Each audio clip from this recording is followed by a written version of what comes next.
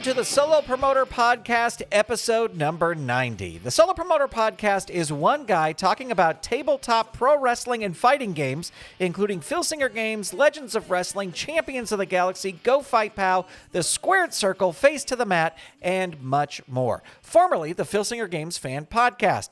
This show is not affiliated with any gaming company, and we want to welcome you to the show. My name is Grant Pachoco. Special shout out to all the Golden Circle channel members. You can become a Golden Circle channel member over at solopromoter.com, and that'll take you to the YouTube page, and there'll be a join button right there. The Golden Circle channel members get to watch a video of the recording of this episode. So if you would like to become a Golden Circle channel member, head on over to solopromoter.com. Well, we've got a lot of news. I skipped a week. Again, I don't know exactly what the frequency of this podcast is going to be. I'm not committing to doing a podcast every single week, but I will commit to doing a podcast when I can get it out. So this is episode 90. It is a pleasure to have you here. We have a ton of news. In the world of Filsinger Games, let's see. I'm just going to go through these in the order that they were released. We had the official announcement of Hail. Hail is a Titan. Hail is the artwork that we saw back at the Perennial, if I'm remembering correctly. But she is a Titan who came in sort of in the early years of Champions of the Galaxy. So I like this artwork. I think this artwork is good. It's artwork we have seen before. And it's always great to get another Titan in there. And yeah, I mean, we'll talk about more about this in a second. So I think I'll just wait to talk about this because we actually do have the full lineup of this GWF Secret History Female Warrior set. So we'll get to that in a second. But before that, we had the announcement of Hunter Drake for the Indies, Best of the Indies 2024 set. I do not know anything about Hunter Drake, so I apologize. But another great name for the Indies fans out there. Now, to the aforementioned, the full lineup of the GWF Secret History Female Warriors. So this is the full lineup of the set. We have Hail, the aforementioned Hail, who's a Titan. We have Princess Pain, who's a member of the Royal Court. We saw her art before. We have All-American Girl, trained by Commander Sam. She is on the cover. Actually, I think they're all on the cover of the cover artwork that you can see at filsingergames.com. We've got Shadow S, who is a masked assassin. We've got Kestrel from the Anti-Men, and we have Damager from the Gladiators. So that is the full list. Now, the surprising thing for me was that it was kind of said that this set had people from the past, and then there's a couple of modern day women wrestlers. And it turns out that the modern day women wrestlers are going to be in Promoter Prime. So Sarsaparilla, who we saw, she is a modern day wrestler. She's in Promoter Prime. So the three Promoter Prime names are all they are all the current 2139 folks. And I'm just popping over to the Filsinger Games webpage because I realized I did not copy all of this information. In Promoter Prime, we have Galaxia, who we don't have artwork for Galaxia yet, but Galaxia has no affiliation, and she is currently active. We have Sarsaparilla, the Ice Cream Girl, no affiliation, currently active. We have seen the artwork for that. And the final name is Nakano Takeko, which is her indie card prior to 2139. And so this is like alternate art. Now, this is the art we saw way back when they were first talking about the GWF mobile game, COTG Mobile. And so we've seen this artwork before. And I have to say, I was a little bummed that because we were kind of told like, okay, there's going to be three people who are current. And it's like, yes, Nakano Takeko is a current wrestler, but this card is her indie card, like her prior to 2139. So she is a current wrestler, but you can't use this card unless you want to, I guess, downgrade her. Also, Well, I mean, we'll see what the story says when her bio comes out, but she's a time traveler, right? So did she time travel and then they put her in an Indies Fed? And, I'm wondering how this works. So I guess we'll see when the set drops. I will say that I did get my order confirmation email earlier today. I'm recording this on March 21st, Thursday. The sets are supposed to ship by starting the 25th, but maybe they'll be in the post office this weekend. Who knows? We shall see. So anyway, there's your full lineup for GWF Secret History Female Warriors for the actual set. Hale, Princess Pain, All-American Girl, Shadow West, Kestrel, and Damager. And then for Promoter Prime, GWF Promoter Prime 2024, Galaxia, Sarsaparilla the Ice Cream Girl, and an Indies card for Nakano Takeko. And then just the other day, just last night, we had the announcement of 2 of the Indies Primes names. And these names got everybody very excited because they're actually 2 people who have wrestled in the WWE. It's JTG, who was in Crime Time, if I'm remembering correctly. I was only vaguely watching around that time, so I believe it's Crime Time. And then Simon Gotch, who, if I'm remembering correctly, was in the Vaudevillains. The Vaudevillains. I just remember I saw them and I loved them. I thought they were great. But again, I wasn't watching regularly. So anyway, those are your 2 Indies Primes name. There was some discussion about whether they should be in Legends. This was over on the Discord. Whether they should be in Legends or Indies. I think it's okay they're Indies. Not saying that they can't eventually become Legends, but I said this on, and I know I'll get flack for it. Back when Bryan Danielson and Seth Rollins, I forget his other name, and Jon Moxley came out in that black and white Legends set, I didn't think that they should be considered Legends then. And I know that that's blasphemy to a lot of people, and I understand that I'm in the minority. But for me, they were just a little bit too recent, and at that time, whenever that set came out, a little bit too new to being in major federations to be considered Legends. But again, that's just me. So I'm not going to, I'll take my lumps. I'll take the hate that I get for that. And that's fine because, it's at the end of the day, it's all about your opinion, and opinions are fun. That's what I like to say whenever someone goes, oh, well, but actually, and it's like, yeah, opinions are fun because that is an opinion and I have an opinion and they're both valid. So there you go. That's the latest news from Filsinger Games. Again, we should have some shipping from Filsinger Games information. Hopefully, maybe Monday or Tuesday, we'll get some stuff arriving in mailboxes. I did pay for the expedited shipping, so we shall see how it goes. Moving on to Go Fight Pow, the news from Go Fight Pow is that Icon 15 is going to be happening Saturday, June 8th at Mayhem Comics in Des Moines, Iowa. You can find out more information about that. I mean, I've pretty much told you all the information right there, but there is a few other details and stuff over at the Go Fight Pow Facebook page or the Go Fight Pow message boards, and links to those will be in the show notes for this podcast. In other news, there is a new tabletop fighting game on Kickstarter, and it is called LXT Lux X Tenebris. And this is Jason Giaconetti from, if I'm saying his last name correctly, from who's a huge, like the Go Fight Pow historian. He is helping this other guy put together this game.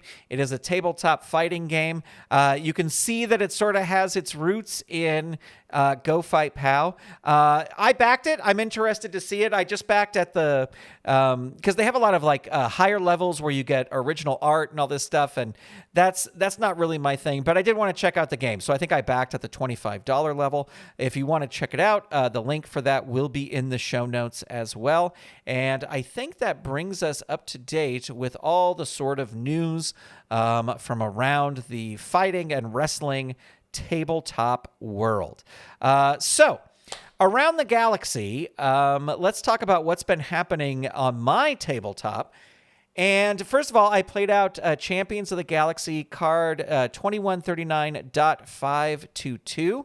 And I'm going to talk a little bit about more of this in my sort of discussion topic section of the program. But this was a game that a match that I rolled out that I didn't record for anything. I did not. I posted about it at gwfpromoter.com, but I just rolled it out, and I didn't worry about setting up the camera to record it and get it on the channel and all that stuff. And I'm going to talk about a little bit about that in a second. Now, what I did film and I did put up, actually, I filmed. Anyway, I played a couple rounds of Face to the Mat. And I wanted to start getting Face to the Mat back on the channel because those videos, they do well. They get, compared to some of the other things, they get some really good views.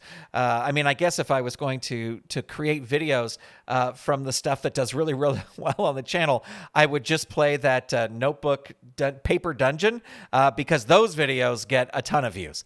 But I wanted to start getting Face to the Mat back up here, even just occasionally. And so I played a card of Face to the Mat just on my own, didn't record it. And then I did one that I did record, and that is not out yet. But if you are a Golden Circle channel member, you can watch it right now. And then I think it goes out next Wednesday, a week from yesterday, which was the 20th. So that would probably be the 27th, if I'm doing my math correctly. So you'll be able to check that out there. And I also played some Modern Mania Wrestling. I had done a Modern Mania Wrestling after a long time of not doing one, and it Chris Osk, the creator, reached out to me and said, "Hey, I'm happy you're playing the game, but you're playing a version of the game that is no longer supported. So could you update to the new game?" And I was like, "Oh my gosh, yes." So the first video of that is out. It came out yesterday on the 20th. So if you want to check that out, that is on the channel. And I like the game a lot. Sometimes I don't know. Sometimes when I'm playing that game, things aren't. And this is nothing against the game, because I know people love this game, and there's other YouTubers on the channel who play this game a lot. And maybe it's just because I'm going to be turning 50 this year. But just like it's a lot of it. It's like, okay, I can bump up this guy's stats, and I can do this, and it's like a little what do they call it? Like crunchy or fiddly, and that's great, but that's not me. Like, I'm not somebody who wants to get in there and be like, tweak. It's like, yeah, I just want to put matches together, see who wins. And you can do that in this. But I think there's this whole other level to the game that maybe like people watching are like, well, why isn't he doing this? And why is he putting that guy there when he has this guy? Because this guy has a pop, and this guy has a mic, and this guy has a high flyer, and this guy's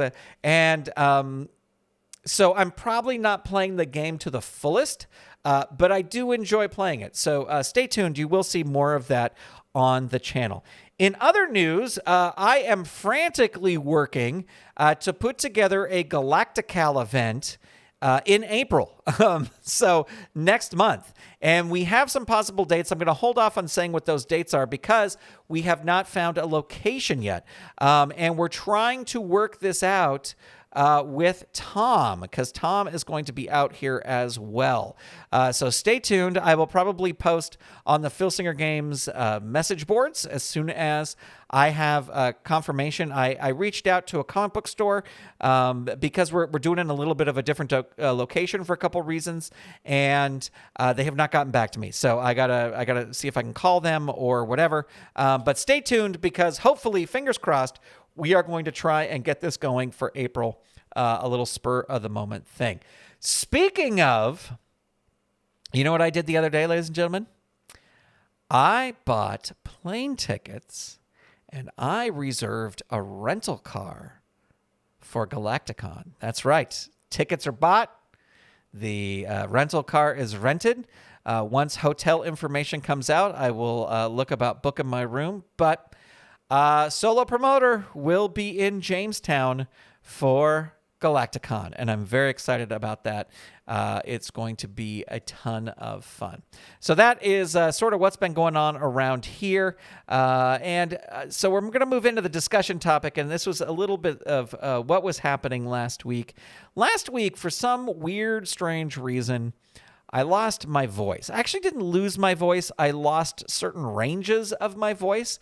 So I could talk normally, but I don't know. I couldn't do Toyley's voice. I couldn't do I could do really low voices. But my voice was just not 100%.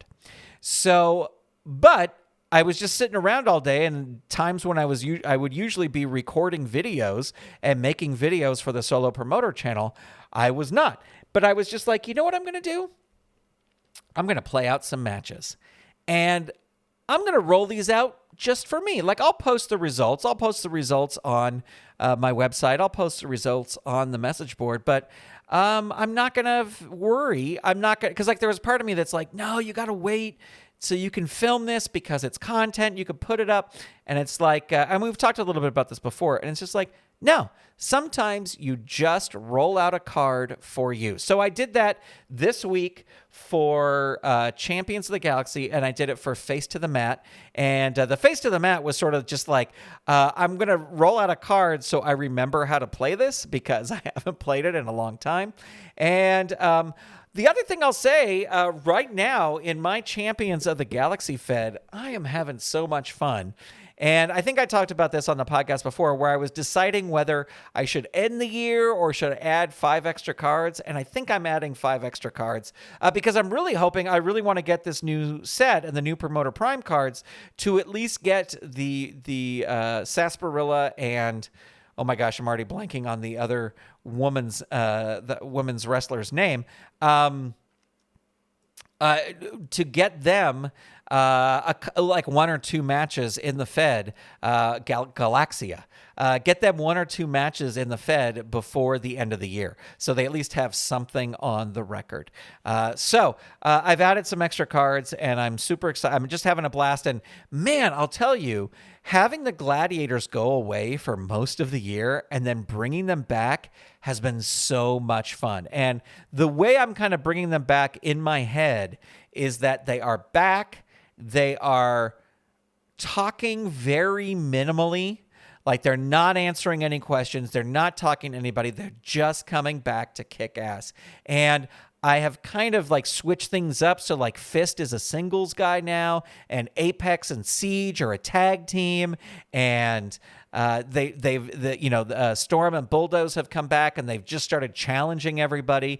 And the thing is that they're not talking about it. They're not talking about the war for Castellax. They're not talking about the Hive Mind. They have just come back to kick ass, and it's been a lot of fun. And I love working in the Aethrin soldiers. I have the big Aethrin soldier. He accompanies Siege and Apex to the ring, and then I have the female Aethrin soldier. She accompanies Storm and Bulldoze, and then the regular Aethrin soldier, he accompanies Fist. And I don't know, there's something about that I like, where it's like they each have their own kind of soldier detail team, but then you can have the group attack, which I don't think of the group attack has happened yet, but anyway, I'm having fun. I'm loving. I know that a lot of people were down on those Aethrin soldier cards, but I don't know. I'm liking playing them, and it's been a lot of fun. So the bottom line is, it has been fun rolling out matches that are really just for me.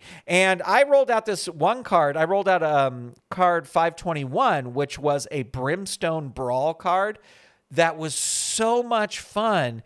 And I really did, as I was rolling it, think like, man, I wish I was recording this, because I think people would really love these matches and they would love these results. Oh my God. I had Invincible Kraken versus Lord Nexus in one of the best matches in my Fed ever. It was so much fun, and I'm bummed a little bit that I wasn't recording it, but I'm kind of happy. You know what I mean? I had sent in a question to the Uncharted Territory podcast, which just dropped today, where I asked them, if you could go into the world of Champions of the Galaxy and sit ringside for one match, who would be in the match? And